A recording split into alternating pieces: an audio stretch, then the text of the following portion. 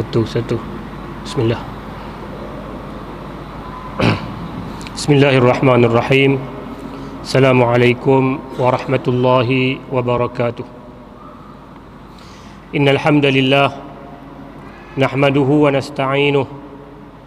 Man yahdihillahu fala mudilla lahu wa man yudlil fala hadiya lahu. Ashhadu an la ilaha illallah wahdahu la syarika lahu wa ashhadu anna Muhammadan abduhu wa rasuluh. Allahumma salli wa sallim wa barik wa an'im ala hadzal nabiyil karim. Okey. Kau ni. Ya. Kau ni.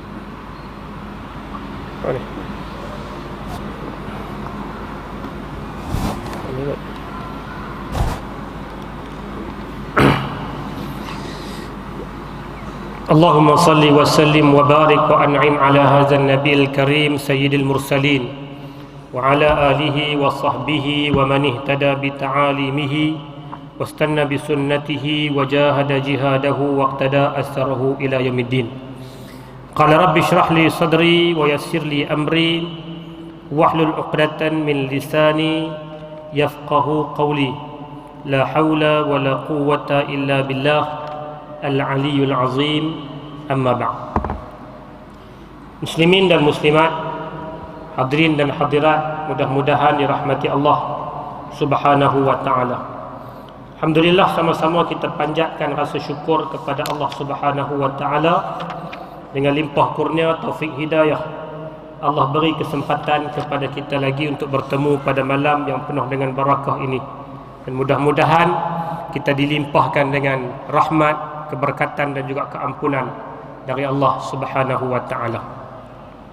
Tuan-tuan yang dikasihi sekalian, seperti biasa bagi orang yang ikut kuliah yang saya buat sebelum-sebelum ni, kita mulakan mukadimah dengan memperkenalkan tokoh-tokoh sahabat Nabi sallallahu alaihi wasallam untuk kita ambil beberapa pengajaran, intipati dan juga ibrah daripada perjalanan hidup mereka, insya-Allah. Sahabat yang saya pilih yang pertama malam ni namanya ialah Abdullah Al-Muzani radhiyallahu anhu. Sahabat Nabi yang nama Abdullah ramai. Kita pernah sebut di sini bulan lepas pun dua orang Abdullah. Abdullah bin Ummi Maktum dengan Abdullah bin Jahash.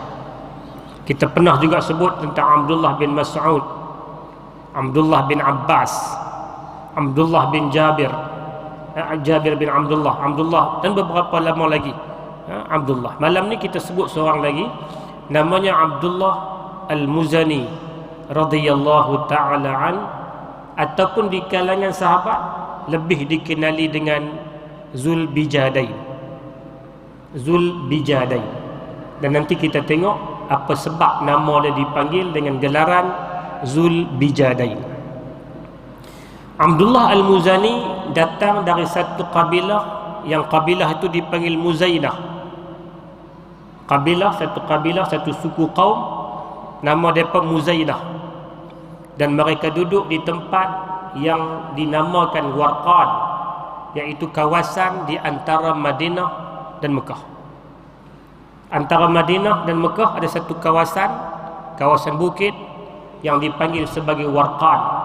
Di situ ditempati dan didiami oleh suku yang dinamakan suku Muzainah.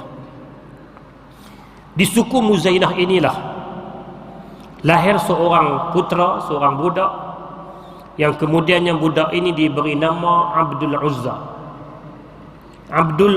Tuan-tuan, orang zaman jahiliah, macam kita tahu, Tuhan mereka ada nama, beberapa nama. Ada Tuhan yang mereka sembah dipanggil Al-Lata. Ada Tuhan yang mereka sembah dipanggil Al-Uzza. Ada yang disebut Al-Manat.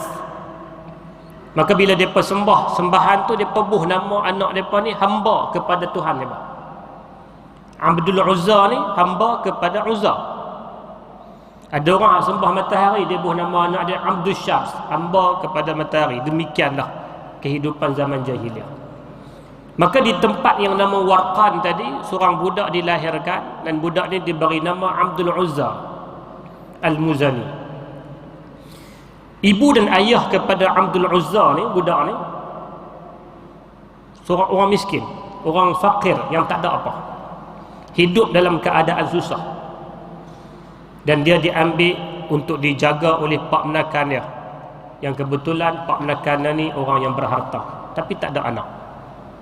Demikian satu sunnatullah. Allah Ta'ala kadang-kadang dia bagi anugerah kepada manusia ni dalam pelbagai rupa. Ada orang tak ada harta, anak ramai, dan itu biasa. Ada orang harta banyak, anak pula tak ada. Anugerah yang Allah Subhanahu Wa Ta'ala berikan. Abdul Uzza ni, budak ni, mak pak dia orang miskin, tapi pak menakan dia orang kaya, dan pak menakan dia ni ambil untuk jaga dia dari kecil. Maka hiduplah dia dalam suasana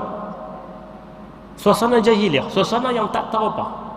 Hidup hanya semata-mata untuk hidup, hidup untuk makan, hidup untuk seronok, hidup macam tu saja, tidak ada hala tuju, dan dilingkari dengan harta yang banyak, yang dimiliki oleh pak menakan. Dan pak menakan ni pula kebetulan tak ada anak, bagi semualah kasih sayang dan harta benda ni kepada budak yang dinamakan Abdul Uzza.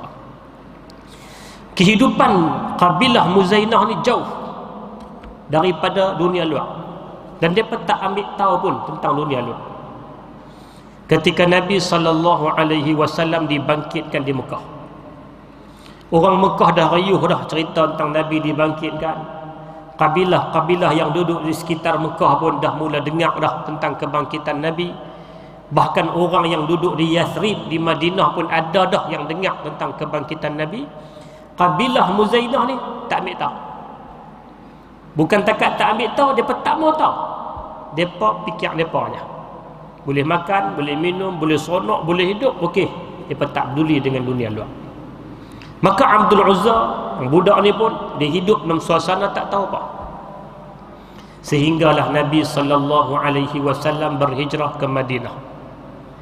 Bila Nabi SAW sampai di Madinah waktu tu namanya Yathrib. Sebelum ditukar oleh Nabi, nama Madinah asal Yathrib. Yathrib maknanya sial, Yathrib maknanya berdosa. Kemudian Nabi tukar Yathrib, tak ada dah dosa-dosa, tak ada dah, namanya adalah Madinah. Bila Nabi sampai di Madinah, bila Nabi duduk di Madinah, waktu itulah barulah Abdul Uzza tadi, nama asal ni Abdul Uzza ni, baru duk dengar cerita tentang Islam. Baru duk dengar ada seorang Nabi yang datang dari Mekah, hijrah duduk di Madinah, dan telah menempati bumi Yathrib, membentuk satu negara, membentuk satu masyarakat. Dan dia mula dengar 2-3 benda tentang ajaran-ajaran Islam. Dia dalam keadaan bila dia dengar cerita, dia teringin nak tahu lebih lanjut. Tapi orang lain di kalangan penduduk kampung dia tetap dalam keadaan macam tu, tak mau ambil tahu. Maka dia ambil peluang setiap hari dia keluar pergi tunggu di pinggir kampung. Kerana kampung dia ni merupakan laluan daripada Mekah nak pergi Madinah, orang lintas. Maka setiap kali ada orang lintas, dia akan tanya, apa cerita tentang Madinah sana, Yathrib sana, ada seorang yang nama Muhammad yang kata jadi Nabi, apa cerita? Orang pun cerita dekat dia sikit-sikit. Tiap hari dia duk dapat maklumat sikit-sikit tentang Islam. Sehinggalah satu hari Allah Subhanahu Wa Ta'ala campakkan hidayah kepada Abdul Uzza ni untuk menerima Islam. Maka dia pun masuk Islam. Dalam keadaan dia tak pernah pun jumpa muka Nabi lagi, dia tak pernah tatap lagi muka Nabi ni macam mana, dia tak pernah tengok lagi akhlak Nabi ni macam mana, cuma dia dengar cerita tentang Islam. Dan inilah hebatnya Islam. Islam ni hebatnya, keindahan Islam ni dia terpamer kadang-kadang hanya dengan dengar saja. Apabila dengar, Allah Subhanahu Wa Ta'ala campakkan hidayah masuk ke dalam hati Abdul Uzza dari kabilah Muzainah, dan dia masuk Islam. Bila dia masuk Islam, dia menyembunyikan Islam dia kerana dia seorang. Orang kampung dia tak mau tahu tentang Islam, Islam tak mau tahu. Depa nak hidup cara depa. Dia seorang masuk Islam. Dia menyembunyikan Islam, termasuklah dari pak menakannya. Tetapi pada masa yang sama, dia sentiasa mengharapkan, kot-kotlah Pak Menakan dia ni terbuka pintu, hati dia terbuka untuk masuk Islam. Dia sentiasa mengharapkan benda tu. Di samping dia duduk pergi tunggu di tepi jalan ni, dengar orang balik Madinah cerita tentang Islam. Walaupun secara tak formal lah kita kata dia belajar, tapi itulah benda yang dia dapat ketika itu tentang Islam. Sikit. Mungkin tak lengkap, tapi dapat sikit-sikit. Dan hati teringin nak tahu lebih lanjut tentang Islam. Tapi nak lari pi, sekali jadi apa-apa pula. Nak tinggalkan dia punya kabilah dia, sekali masalah. Jadi berbolak-balik dia. Dalam keadaan macam tu, dia sentiasa mengharap pak saudara dia menerima Islam. Tunggu. Sehari, habis masa sebulan, habis masa panjang, Pak Menakan dia makin jauh dari Islam. Tak nampak langsung ada tanda-tanda nak faham Islam, nak terima Islam. Makin jauh. Maka akhirnya dia mengambil keputusan untuk pergi jumpa dengan Pak Menakan dia ni, pergi habaq terus terang, kata dia dah masuk Islam. Bila dia jumpa dengan Pak Menakan dia, bagi tahu secara elok bahawa dia telah memeluk ajaran yang dibawa oleh Muhammad, iaitulah Nabi akhir zaman yang dibangkitkan di Mekah, kemudiannya berhijrah, sekarang duduk di Madinah, dan aku telah mengikut dia. Pak Menakan dia terus marah. Dalam bahasa kitab dia kata muka jadi merah. Ihmarat wajahuhu, muka jadi merah, marah. Lalu dia kata kepada anak Menakan dia ni, yang dia bela dari kecil, yang kenal dunia ni dengan jasa dia lah. Dia kata, kalau hang ikut orang Madinah sana, aku buang hang. Segala benda yang aku duk bagi dekat hang dari kecil, aku ambil balik. Dan hang boleh berambuih, boleh belah dari aku. Hang jangan duduk dekat aku lagi. Pak Menakan dia telah mengunggut dia. Tapi dia dengan akidah yang mantap, dengan kasih sayang kepada Islam, dan dengan keterujaan dia nak teringin jumpa Nabi, dia kata tak apa, aku tak ada masalah untuk hang buang aku, dan aku pulangkan segala-galanya. Akhirnya dia bukan takat diusir, bahkan dia digodam, bahkan dia dihantam cukup-cukup, sehingga Pak Menakan dia ambil segala benda. Dia tak ada apa, melainkan tinggal di badan dia hanyalah selai kain selimut. Kain selimut ni Arab panggil jad, bijat, ba, jim, alif, dal, bijat. Satu kain selimut tebal yang orang pun tak guna kalau kena badan tu sakit gatal. Tapi itulah kain yang ada pada dia. Dia pun dengan bijat, dengan selai kain selimut ni, boleh tutup badan dia, lari keluar dari kampung, pergi cari Madinah, pergi jumpa dengan Nabi sallallahu alaihi wasallam, dengan hanya berbekalkan selai kain selimut tebal. Kain selimut tu bahasa Arab sebut bijat, bukan pijat, bijat. Huruf ba, jim, alif, dal. Bila dia sampai di Madinah, sebelum dia sampai di Madinah, tengah jalan kain selimut yang nama bijat ni terbelah, pecah jadi dua. Bila jadi dua, Arab sebut bijadain. Satu bijat, bila jadi dua dia panggil bijadain. Dua lain ni lah, satu dia ikat bawah, satu lagi dia buat selendang atas, macam orang duk pakai ihram tu. Maka dengan pakaian selimut tebal inilah dia pergi jumpa Nabi sallallahu alaihi wasallam. Dia sampai tunggu depan rumah Nabi, tunggu depan masjid Nabi. Dia tak tahu muka Nabi macam mana, tapi dia nak jumpa, dia teringin. Akhirnya bila dia nampak Nabi melangkah keluar, seronok dia, muka dia berseri-seri. Dan selesai dia tunggu, dia sembahyang subuh bersama dengan jemaah, bersama dengan Nabi sallallahu alaihi wasallam. Lepas daripada tu Nabi jumpa dengan dia. Nabi perasan ni bukan orang Madinah ni orang luar. Nabi dia cukup perasan, dia cukup kenal dengan sahabat-sahabat dia. Nabi tanya, mimman anta ya fata, kamu main mana ni, main dari mana? Dan orang Arab biasa dia nak tahu kawan ni kabilah mana, dia tanya macam tu. Kamu main dari mana? Hang kabilah mana? Maka jawab dia, min Muzainah, aku datang dari kabilah Muzainah. Faqala lahu masmuk, Nabi tanya, nama apa? Masmuka, apa nama kamu? Jawab dia, Abdul Uzza. Aku nama Abdul Uzza. Nabi kata bal Abdullah. Abdul Uzza ni tak ada. Sebab nama Abdul Uzza ni makna apa?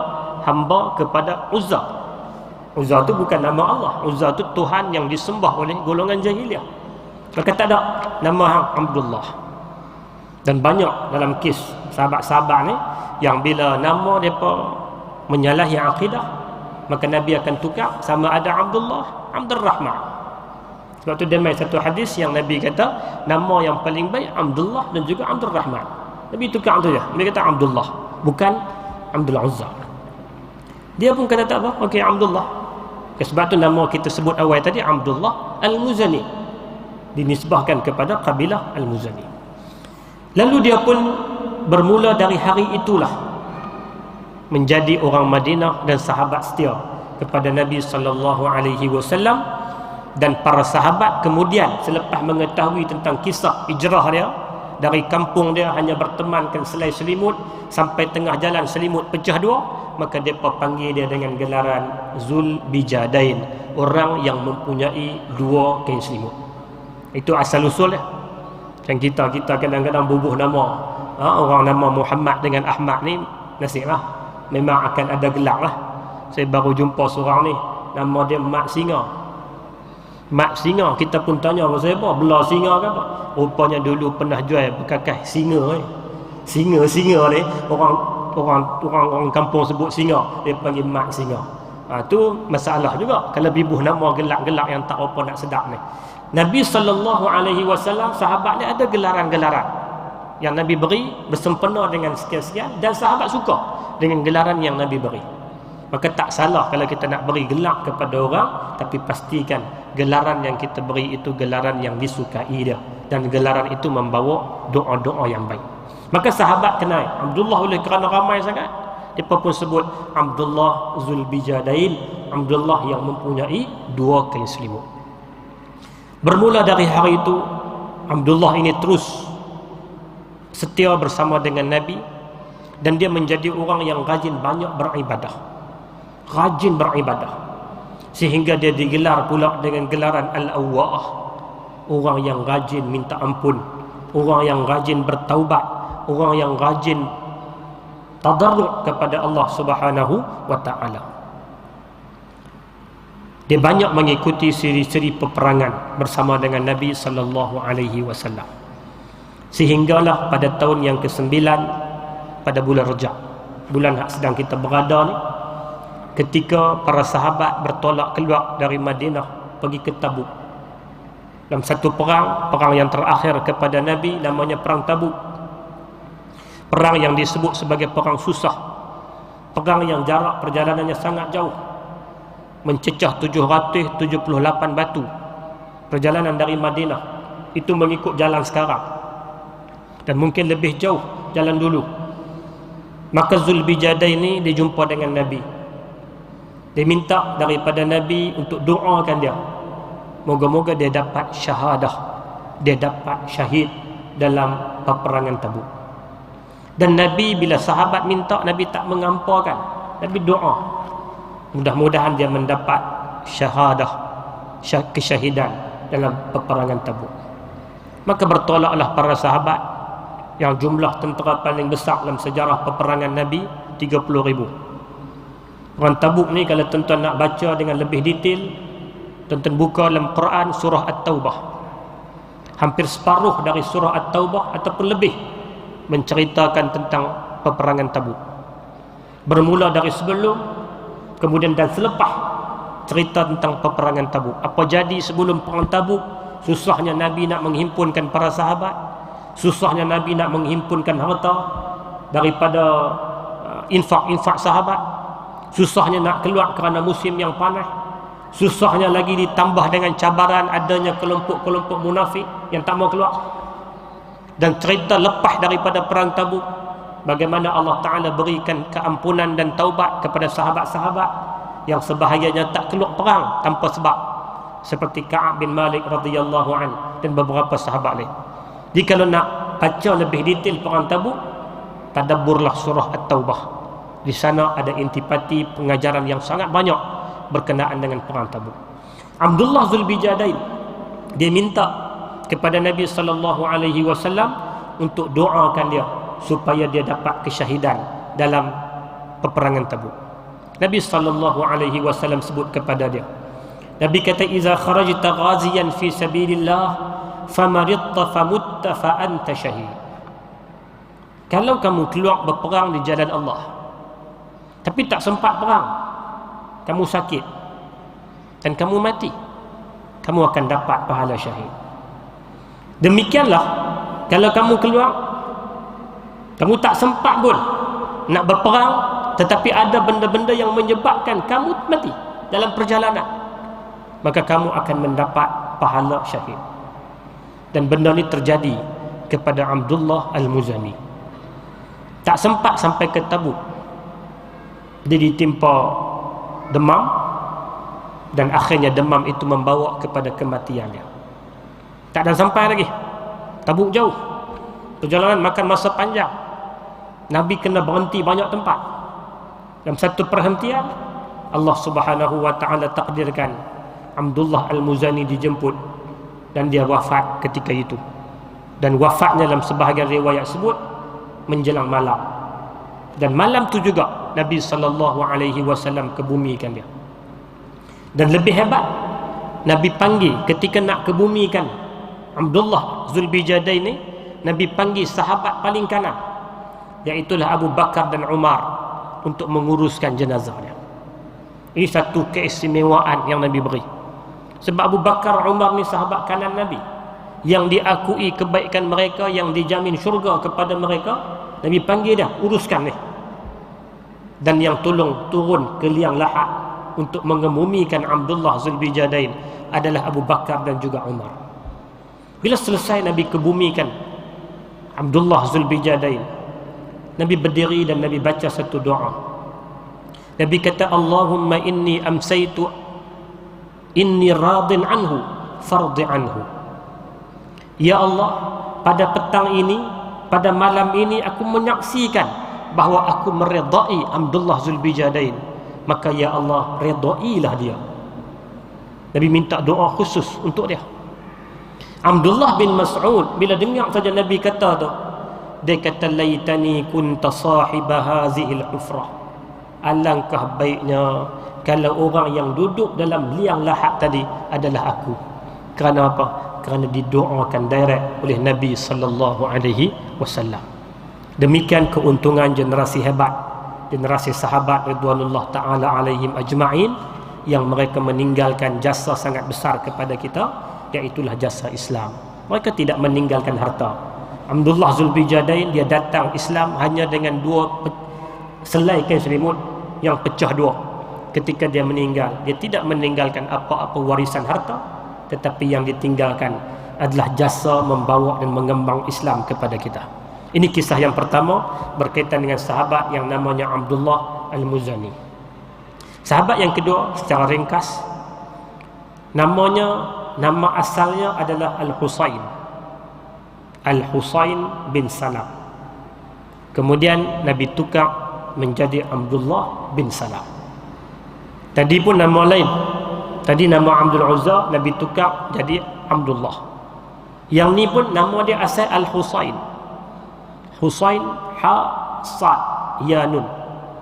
Husain ni satu nama ataupun gelaran kepada sejenis binatang. Binatang musang rak, sa'la. Jadi oleh kerana makna tak apa nak elok tu, Nabi tukar menjadi Abdullah bin Salam. Abdullah bin Salam cerita sangat masyhur dan orang ramai kenal dia.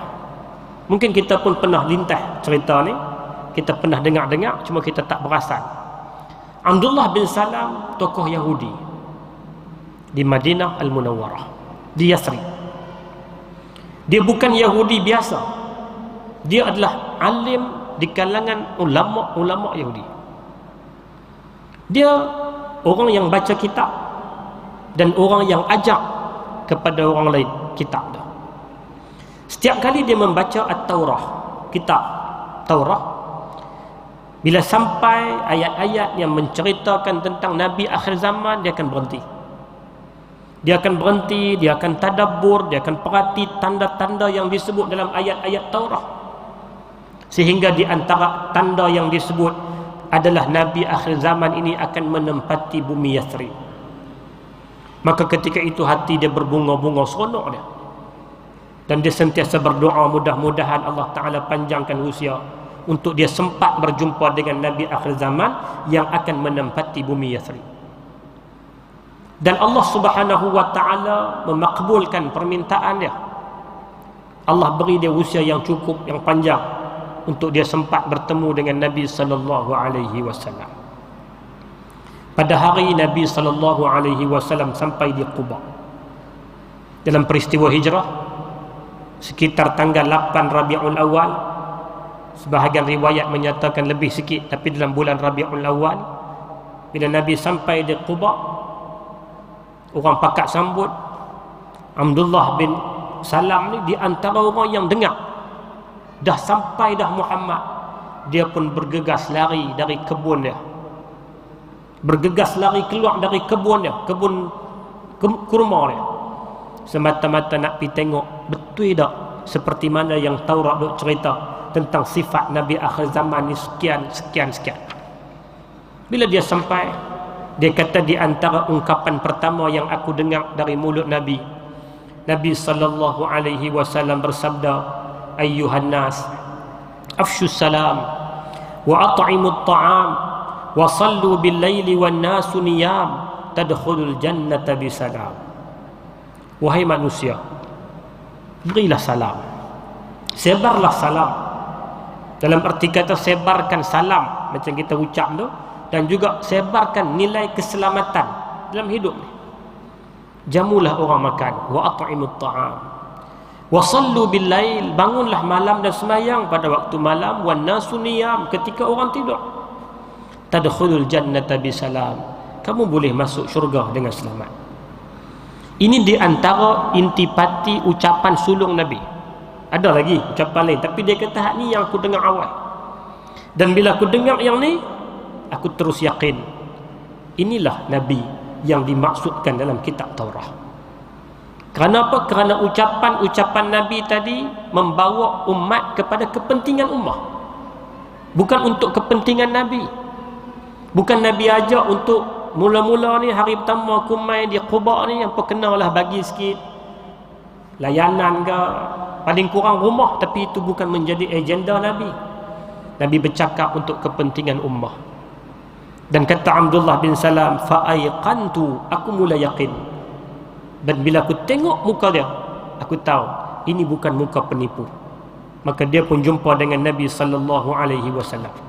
Nabi tanya kepada dia, masmu, apa nama kamu? Dia pun jawab Al-Husain bin Salam. Nabi kata, bal Abdullah. Tukar. Bal Abdullah, bukan Husain. Nama kamu Abdullah ibn Salam. Maka bermula dari hari itu, dia kata, hari ini okey, nama aku Abdullah, dan inilah nama yang paling aku suka. Maka dia pun mengucapkan kalimah syahadah di hadapan Nabi. Dia balik rumah, dia ajak anak isteri dia untuk memeluk Islam, termasuklah mak menakan dia yang sangat banyak mengaji dari dia masuk Islam.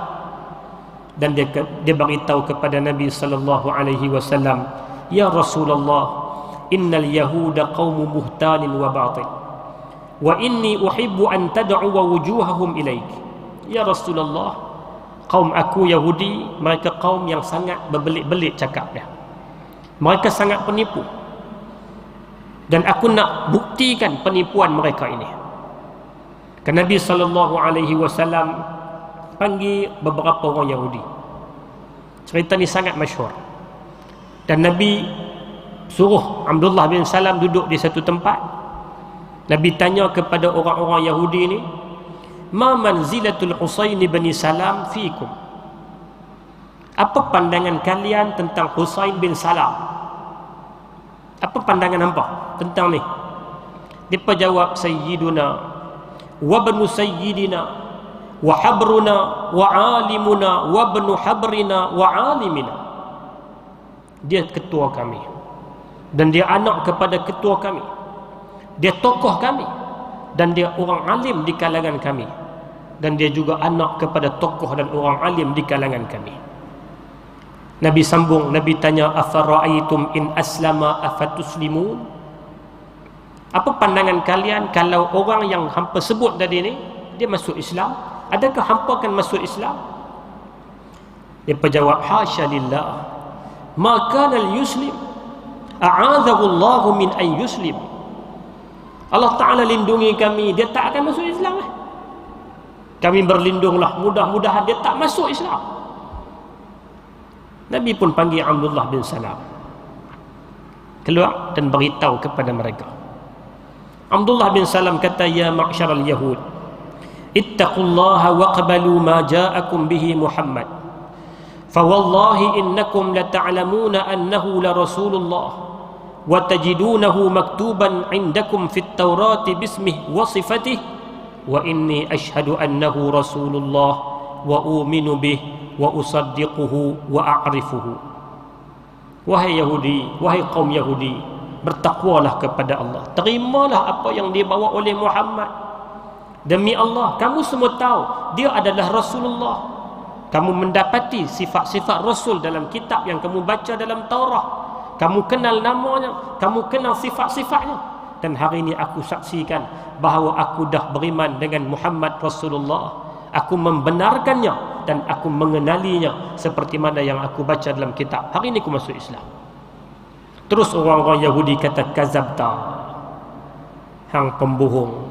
Wallahi innaka la syarruna wa ibnu syarrina wa jahiluna wa ibnu jahilina. Demi Allah, engkaulah orang yang paling jahat di kalangan kami, anak kepada orang jahat. Paling bodoh di kalangan kami, anak kepada paling bodoh. Tadi ni angkat sampai atas, sampai pecah bumbung. Hak ni dia godam sampai bawah tanah. Dia kata tak ada, hang bohong, hang jahat, hang bodoh, bengong, habis semua keluar bahasa. Dan akhirnya kata Abdullah bin Salam kepada Nabi, alam aqul laka ya Rasulullah, innal yahuda qaumun buhtanin wa batil. Bukankah aku dah kata awal tadi ya Rasulullah, puak ni cakap memang penipu. Mereka ni bangsa paling tak gunanya ni. Dan demikianlah Nabi SAW saksikan tentang keburukan sifat orang-orang Yahudi.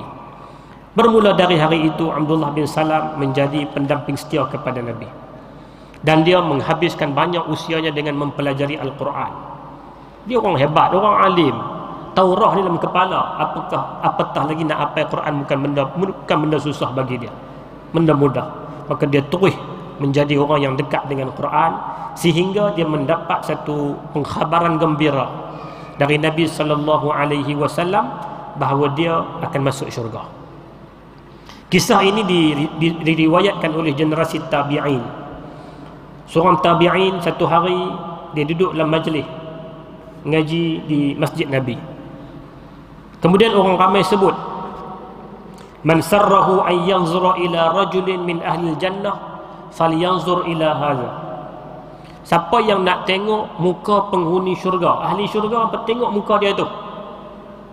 Dia pun tercari-cari siapa yang dimaksudkan. Dia pun habaq Abdullah bin Salam. Maka dia pun nak tahu apa rahsia Abdullah bin Salam ni. Maka dia mengikut Abdullah bin Salam balik rumah, sampailah depan rumah. Abdullah bin Salam pun tanya kepada dia ni, namanya ialah Qais bin Abbad, pasal apa yang ikut aku? Dia kata, aku dengar tadi orang bagi tahu siapa nak tengok muka penghuni syurga, tengoklah muka dia ni, dan muka yang depa tunjuk adalah muka engkau. Maka aku nak tahu apa sebab. Abdullah bin Salam pun ceritalah. Dia kata macam ni, aku cerita ringkas. Waktu Nabi SAW masih hidup, aku tidur satu hari dan aku bermimpi. Bila aku bermimpi, dalam mimpi itu ada seorang mai gerak aku bangun tidur dan pegang tangan aku. Jalan satu jalan sampai satu tempat ada simpang belah kiri, dan aku pun nak ikut simpang tu. Laki tadi pegang tangan aku, jangan. Jalan lagi, nampak simpang belah kanan, dan dia tarik aku pergi ke simpang tu. Bila masuk simpang belah kanan, aku nampak satu taman besar. Di tengah-tengah taman tu ada satu tiang tinggi, dan di tengah-tengah tiang tu ada satu gelung, ada satu gelang mah. Dan orang tu suruh aku panjat, aku tak mampu. Akhirnya dia tolong angkat aku, dan sampailah aku ke gelang emas itu. Ini mimpi dia. Mimpi ni aku tak faham, kata Abdullah bin Salam. Keesokan hari aku jumpa dengan Nabi sallallahu alaihi wasallam. Nabi memberi satu takwilan kepada mimpi itu. Nabi kata ada pun jalan yang hang tengok jalan kiri, hang nak ikut, orang tu tarik, itu jalan ashabus shimal. Itu jalan penghuni neraka, dan kamu diselamatkan daripada itu. Ada pun jalan kanan dan kamu masuk, itu jalan penghuni syurga. Dan bila sampai jalan tu kamu jumpa satu taman. Taman itu Islam. Di tengah-tengah taman kamu nampak tiang, itulah tiang agama. Dan di tengah-tengah tiang itu ada satu gelang, ada satu, dia panggil apa? Satu gelang lah. Dan itulah urwatul wuthqa, itulah simpulan ikatan yang kukuh, iaitulah iman. Bermula dari hari itu, kata Abdullah bin Salam, aku terus pegang dengan jalan iman, dan aku buat bersungguh-sungguh, kerana aku seolah-olah mendapat satu jaminan syurga dari Nabi sallallahu alaihi wasallam, dengan syarat aku berpegang dengan jalan agama. Urwatul wuthqa, simpulan yang kukuh, iaitulah jalan agama ini. Inilah kisah dua orang sahabat yang kita jadikan sebagai bahan pada malam ini, muqaddimah ringkas. Yang pertama tadi Abdullah Al-Muzani, dan yang kedua Abdullah ibn Salam radhiyallahu taala anhuma. Mudah-mudahan ada manfaat kepada kita bersama insya-Allah. Kita sambung sikit bacaan dari kitab At-Tibyan fi Adabi Hamalatil Quran. Kita sampai pada fasal yang ke-73. Betul ya tak? Kebetulan kot kitab ni saya guna kot bulan lepas, ada tanda tadi fasal yang ke-73. Muka surat 118. Jika dia basih dalam bab sujud sajdah, jika dia membaca ayat sajdah dalam sembahyang sebelum Al-Fatihah, maka dia boleh sujud. Bersalahan jika dia membaca dalam rukuk atau sujud, maka dia tidak diharuskan sujud, kerana berdiri adalah tempat membaca. Sekiranya dia membaca sajadah, kemudian merebahkan diri untuk sujud, kemudian dia ragu sama ada membaca Al-Fatihah atau belum, maka dia boleh sujud untuk tilawah. Kemudian dia berdiri lagi dan membaca Al-Fatihah, kerana sujud tilawah tidak boleh ditangguhkan. Orang dalam semayang, bila semayang dia baca surah sajdah ataupun ayat sajdah, bukan kata surah saja, ayat-ayat sajdah, tapi dia tak baca Fatihah lagi. Sampai dah ayat tu, bila nak sujud, dia kata baca Fatihah ke tak tu, dia sujud dulu, kerana sujud itu sujud untuk ayat yang dia baca tadi, dan tempat berdiri itu tempat baca. Bersalahan dengan orang yang baca ayat sajdah dalam rukuk. Rukuk baca ayat sajdah, dia tak boleh sujud, kerana rukuk bukan tempat baca. Rukuk bukan tempat bacaan Quran. Rukuk ni tempat zikir. Fasal yang ke-74. Jika seseorang membaca sajadah dalam bahasa Parsi, maka menurut pendapat kami tidak perlu sujud, sebagaimana jika ia menafsirkan ayat sajadah itu. Namun Abu Hanifah berpendapat ia diharuskan baginya sujud.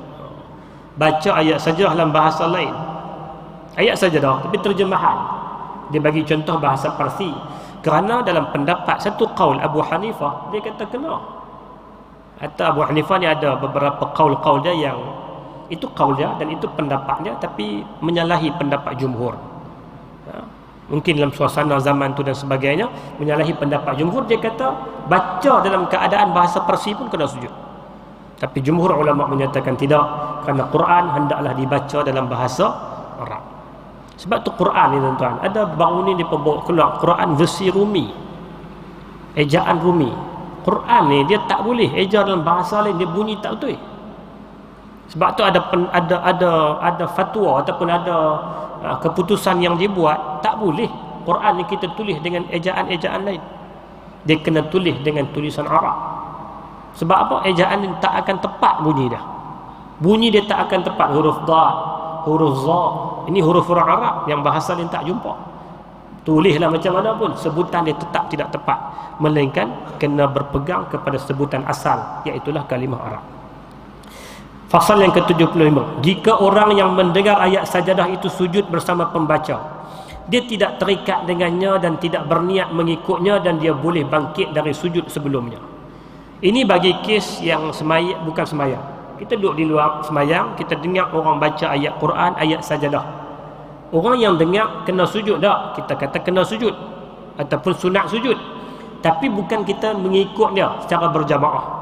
Kita dengar, kita sujudlah. Lepas tu kita nak bangkit awal pada dia pun tak ada masalah. Kerana sujud tilawah bukan dilaksanakan secara berjamaah. Ini kes di luar semayang, bukan dalam semayang. Okay. Fasal yang ke-76. Tidaklah makruh membaca ayat sajadah oleh imam. Menurut pendapat kami, sama ada dalam sembahyang yang perlahan bacaannya atau dalam sembahyang yang jahar bacaannya, dan dia boleh sujud jika membacanya. Ada pendapat Imam Nawawi, dia kata kalau imam semayang zuhur sebagai contoh, dia nak baca ayat-ayat sajadah, tak salah. Dia kata tak salah, cuma susahlah kalau kita pergi buat macam tu, susah. Dalam tak sujud sajadah pun orang celaru, dah sujud sajadah waktu zuhur celaru lagi lah. Dia akan timbul banyak masalah. Jadi kena pertimbang juga benda tu, walaupun tak salah. Imam Malik berpendapat bahawa sujud tidak disukai sama sekali. Imam Malik dia pilih pendapat tak bagus. Baca ayat sajadah dalam surah, dalam sembahyang sirriyah ni tak bagus. Sebab apa? Sebab dia akan membawa kepada celaru biru di kalangan makmum. Abu Hanifah berpendapat makruh sujud tilawah dalam sembahyang yang perlahan bacaannya, bukan sembahyang yang jahar bacaannya. Imam Malik dah uzur. Makna sembahyang jahar ke, sembahyang sirriyah ke, tak payah baca ayat sajadah, melainkan pada hari Jumaat kerana sabit dari hadis subuh. Itu je dia kata. Imam Abu Hanifah dia ambil tengah-tengah. Dia kata sembahyang hak jenis kuat tak ada masalah. Nak baca ayat sajadah dan lintah ayat sajadah nak sujud tak ada masalah. Tapi sembahyang jenis pelan jangan nak buat, kerana benda tu makruh. Menurut pendapat kami, tidak makruh sujud tilawah dalam waktu yang dilarang sembahyang. Ini juga merupakan pendapat Asy-Sya'bi, Hasanul Basri, Salim bin Abdullah, Al-Qasim, Atha, Ikrimah, Abu Hanifah, Ashabul Ra'yi dan Malik dalam salah satu dari dua riwayat. Segolongan ulama berkata perkara itu makruh.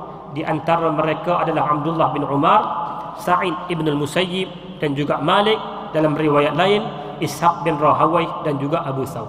Apa cerita ni? Fasal ni dia sebut tentang sujud tilawah ketika waktu yang dimakruhkan salat. Sebagai contoh, selepas solat asar, waktu tu dimakruhkan salat. Ataupun dalam satu dia kata apa? Makruh tahrim, yang dekat kepada waktu haram. Kita baca Quran sampai ayat sajadah, boleh tak kita sujud? Satu pendapat kata boleh, satu pendapat kata tak boleh. Jadi Imam Nawawi dia pilih pendapat yang kata boleh.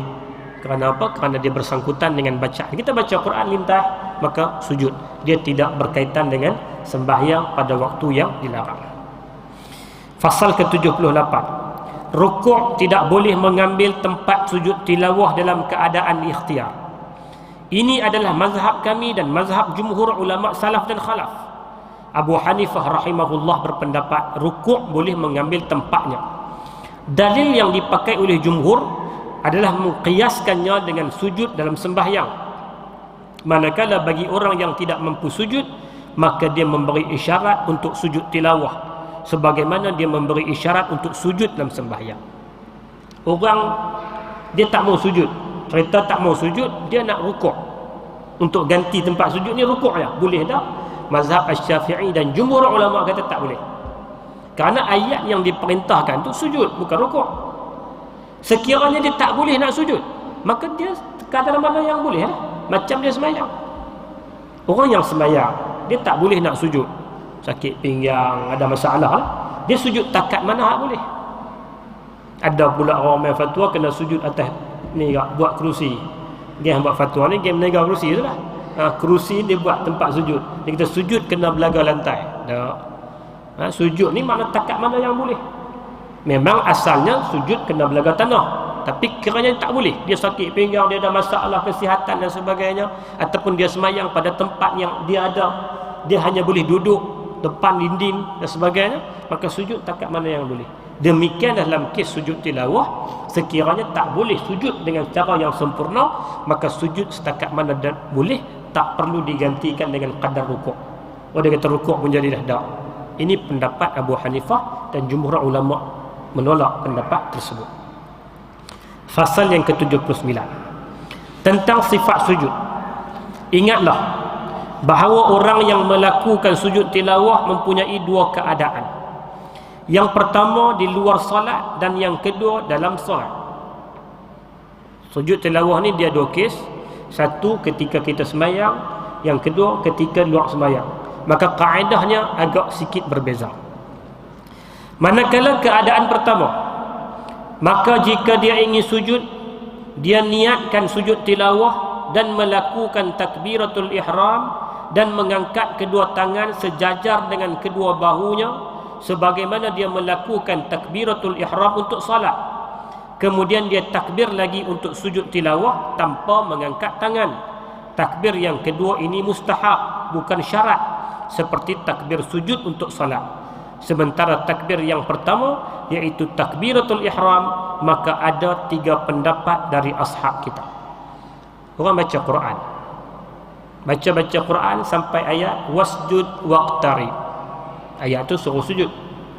Maka macam mana nak sujud? Kaedah dia kata, yang pertama takbiratul ihram. Niatkan dulu, kata dia nak sujud tilawah. Aku nak sujud tilawah ni, niat. Takbiratul ihram, angkat tangan macam biasa. Bila dah angkat tangan, Allahu Akbar, takbir pula sekali lagi untuk sujud. Takbir untuk sujud tu, itu adalah sekadar mustahab, bukan satu tuntutan, bukan satu kewajipan. Adapun takbiratul ihram yang pertama tu wajib ke macam mana ke? Ada 3 pula pendapat di kalangan ashab Asy-Syafi'i. Pendapat pertama adalah yang azhar, iaitu pendapat sebahagian besar dari mereka bahawa takbir yang pertama merupakan rukun dan tidak sah sujud tilawah kecuali dengannya. Pendapat paling kuat kata kita nak sujud ni kena mula dengan takbiratul ihram. Bukan kata baca-baca tu sujud terus. Baca-baca sampai ayat tu angkat takbir dulu dan lintas kata kita nak sujud tilawah. Pendapat yang kedua adalah mustahab. Pendapat kedua kata tak sampai wajib, dia tak angkat takbiratul ihram pun tak apa, dia sujud terus pun. Tapi kalau takbiratul ihram itu lebih sempurna. Sekiranya takbir itu ditinggalkan, sujudnya tetap sah. Ia adalah pendapat Syekh Abu Muhammad Al-Juwaini. Manakala pendapat ketiga tidak mustahab. Maknanya apa? Imam Nawawi dia tak buat tarjih yang mana, dia beri ruang. Pendapat pertama pun kuat dan pendapat itu lebih kuatlah. Pendapat kedua, pendapat ketiga, dia kata tak perlu untuk takbiratul ihram, sekadar untuk menyempurnakan sahaja. Kemudian jika orang yang ingin sujud dalam keadaan berdiri, dia pun bertakbiratul ihram. Kemudian takbir untuk sujud ketika turun ke tempat sujud. Jika dalam keadaan duduk, maka segolongan daripada ashab kita berpendapat disunatkan baginya berdiri, kemudian takbiratul ihram dalam keadaan berdiri, kemudian turun untuk sujud sebagaimana ketika permulaan dalam keadaan berdiri. Dia berdiri baca ayat Quran, sampai ayat tu dia terus angkat takbir sujud. Ini kes berdiri. Tapi dia baca dalam keadaan duduk. Sebahagian pendapat kata sampai ayat tu dia berdiri dulu untuk takbiratul ihram, lepas tu sujud. Sebahagian kata. Bila sebut sebahagian, makna ada pendapat kedua yang kata tak perlu diri. Dalil pendapat ini adalah menqiyaskan dengan takbiratul ihram dan sujud dalam sembahyang. Pandangan ini dinaskan dan dijazamkan antara lain oleh imam-imam ashab kita, Syekh Abu Muhammad Al-Juwaini dan Al-Qadhi Husain, dan kedua sahabatnya ini adalah penulis At-Tatimmah dan At-Tahzib, dan Imam Al-Muhaqqiq Abu Qasim Ar-Rifa'i. Antara orang yang memilih pendapat ni, yang kata bila tengah duduk baca sampai ayat sajadah kena berdiri dulu baru angkat takbiratul ihram, lepas tu sujud. Ni dia sebut nama-nama antara lain Imam Juwaini dan juga Al-Qadhi Husain. Imamul Haramain menceritakan dari ayahnya Syekh Abu Muhammad, kemudian dia mengingkarinya dan berkata, kami tidak melihat asal sandaran bagi perkara ini, apa yang dikatakan oleh Imamul Haramain ini adalah nyata. Tidak ada riwayat yang sahih berkenaan dengan perkara ini daripada Nabi, dan tidak pula dari ulama salaf yang boleh dibuat sandaran. Jumhur dari ashab kita tidak ada yang menyebutnya, wallahu a'lam. Jadi Imam Nawawi kata yang paling kuat kata apa? Orang yang sedang duduk lalu dia baca ayat sajadah, dia tak perlu untuk diri. Itu pendapat saja, dan pendapat itu tidak ada sandaran kukuh. Kerana tak ada sabit dalam riwayat hadis, tidak ada dari kata-kata ulama salaf. Sebaliknya yang ada apa? Bila tengah duduk baca, maka angkat takbir waktu duduklah. Kemudian sujud. Kemudian ketika sujud dia mesti memerhatikan adab-adab sujud dalam bentuk dan tasbihnya. Manakala berkenaan dengan hai'ahnya, dalam bentuknya, maka dia letakkan kedua tangannya setakat kedua bahunya di atas tanah dan merapatkan jari jemarinya serta membentangkannya ke arah kiblat dan membentangkan jari jemarinya dari genggaman sebagaimana orang yang melakukan sujud dalam sembahyang. Dia kata bila sujud tilawah ni, adab dan keadaan sujud tu kena jaga seperti mana kita sujud sembahyang. Tangan letak di mana, jari kena rapat menghala, itu adab dia. Posisinya sama seperti mana dalam sembahyang. Dia jauhkan kedua sikunya dari kedua sisinya dan mengangkat perutnya dari kedua pahanya kalau seorang lelaki. Jika dia seorang perempuan, maka dia tidak menjauhkannya. Orang yang sujud mengangkat bahagian bawahnya di atas kepalanya dan merapatkan dahi dan hidungnya ke atas sejadah dan tenang dalam sujudnya. Ini adab-adab sujud, dan benda inilah yang dibuat ketika sujud tilawah seperti mana kita sujud dalam sembahyang. Adapun tasbih dalam sujud, maka para ashab kita berpendapat dia bertasbih dalam sujud seperti bertasbih dalam sujud sembahyang. Dia ucapkan subhana rabbiyal a'la sebanyak 3 kali. Bila kita sujud tilawah, kita nak baca apa? Baca subhana rabbiyal a'la 3 kali. Kemudian sambung dengan ucapan Allahumma laka sajadtu wa bika amantu wa laka aslamtu. سجد وجهي للذي خلقه وصوره وشق سمعه وبصره بحوله وقوته تبارك الله أحسن الخالقين. Ya Allah, kepadamu aku sujud, kepadamu aku beriman, dan kepadamu aku berserah diri. Wajahku sujud kepada Tuhan yang menciptakannya dan membentuk rupanya, membuat pendengaran dan penglihatannya dengan daya dan kekuatannya. Maha suci Allah, sebaik-baik pencipta. Kemudian sambung lagi, subuhun qudusun rabbuna wa rabbul malaikati warruh. Ini cerita ni bagi sembahyang yang dia seorang-seorang ataupun dia duduk di luar sembahyang. Adapun kalau dia jadi imam, macam kita selalu sebut, imam dia kena meraihkan sifat makmum yang pelbagai.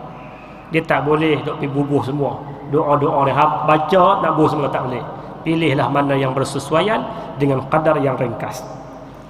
Semua ini diucapkan orang yang sembahyang dalam sujudnya ketika sembahyang. Para ashab kita juga berkata disunatkan mengucapkan Allahumma aktub li biha indaka ajra waj'alha li indaka zukhra wada' anni biha wizra waqbilha minni kama qabiltaha min 'abdika Daud. Ya Allah, tulislah bagiku dengan sujud ini pahala di sisimu, dan jadikanlah dia bagiku sebagai simpanan di sisimu. Hapuskan dosa dariku dan terimalah dia dariku sebagaimana engkau menerimanya dari hambamu Daud alaihi salam. Ini juga boleh dibaca. Doa ini khusus bagi sujud tilawah, maka patutlah dibaca selalu. Doa ni biasa dibaca sujud tilawah dah. Hadis sebut baca waktu sujud tilawah. Maka sepatutnya bila kita baca ayat-ayat ni, kita ingat doa ni. Al-Ustaz Ismail Ad-Darir berkata dalam kitabnya At-Tafsir bahawa pilihan Asy-Syafi'i dalam doa sujud tilawah adalah mengucapkan Subhana Rabbina in kana wa'du Rabbina lamaf'ula. Iaitulah ayat surah Al-Isra 108. Yang dinakalkan dari Asy-Syafi'i ini agak berlainan sekali dan ia adalah baik. Kata Imam Nawawi, kalau ini yang dikatakan dibaca oleh Imam Syafi'i agak janggal, tapi benda tu baik. Benda tu taklah salah baca, tapi agak janggal sikit. Kerana zahir Al-Quran menghendaki ucapan pujian orang yang mengatakan dalam sujud, maka disunatkan menggabungkan antara zikir-zikir ini seluruhnya dan berdoa apa yang diinginkan dari urusan-urusan akhirat dan dunia. Jika dia meringkaskan pada sebahagiannya, telah terhasil asal tasbihnya. Sekiranya tidak bertasbih dengan sesuatu apapun, terhasil sujudnya seperti sujud dalam solat. Dia kata apa? Dia kata kalau sujud tilawah nak baca semua tadi boleh, ataupun nak baca sebahagian pun boleh, ataupun nak baca doa-doa untuk kebaikan dunia dan akhirat pun boleh, atau tak baca apa pun masih sah. Kesimpulannya tu, dia kata tak baca apa pun masih dikira sah. Kemudian ketika selesai dari bertasbih dan berdoa, dia angkat kepalanya sambil bertakbir. Bila dah sujud baca doa-doa apa tadi, angkat tu takbir, Allahu Akbar. Apakah sujud tilawah memerlukan salam? Kita berhenti tu. Sebab dia panjang ni, dia urai pendapat pertama, pendapat kedua, lepas tu ada tasyahud ke tak, dia panjang. Lepas tu dia akan mai macam mana kaedah sujud tilawah dalam semayang. Tadi ni luar semayang. Dalam semayang ni perlu tak takbiratul ihram? Jawapannya tak perlu dah, kerana dah dalam semayang dah. Dalam semayang ni bila dah bangkit daripada sujud, perlu tak ada istirahat macam kita bangkit sujud biasa? Pendapat kuat kata tak ada istirahat, terus berdiri. Kita semayang Jumaat tu, sujud sampai ayat 15 tu, la yastakbirun, sujud, bangkit tu dia tak ada transit, dia bangkit terus. Bangkit transit tu hanyalah pada sujud biasa. Bangkit ada duduk sat, dipanggil istirahat, mungkin 2 saat 3 saat, itu adalah istirahat untuk sujud biasa. Tapi sujud tilawah tak ada yang tu. InsyaAllah ada sikit lagi tajuk sujud tilawah. Lepas tu dia akan masuk berbahasan berkaitan dengan waktu-waktu yang terpilih untuk kita baca Al-Quran. Bila yang bagus baca Quran ni? Tengah malam ke, waktu pagi ke, waktu siang? InsyaAllah ada kesempatan kita akan tengok huraian lanjut dalam pertemuan yang akan datang jika diizinkan oleh Allah Subhanahu wa ta'ala. Mudah-mudahan secara ringkas apa yang kita bincang pada malam ini ada manfaat, ada kebaikan kepada kita bersama, dan mudah-mudahan dia memberikan pengajaran yang berguna untuk kemaslahatan dunia dan akhirat kita insya-Allah. Yang baik dari Allah Azza wa Jalla, salah silap saya mohon ampun, mohon maaf dari tuan-tuan, dan mudah-mudahan Allah Ta'ala pertemukan kita di pertemuan yang akan datang insya-Allah. Auzubillahi minasyaitonirrajim. Bismillahirrahmanirrahim. ربنا تقبل منا إنك أنت السميع العليم وتب علينا إنك أنت التواب الرحيم ربنا آتنا في الدنيا حسنة وفي الآخرة حسنة وقنا عذاب النار والحمد لله رب العالمين أقول قولي هذا وأستغفر الله العظيم والسلام عليكم ورحمة الله وبركاته.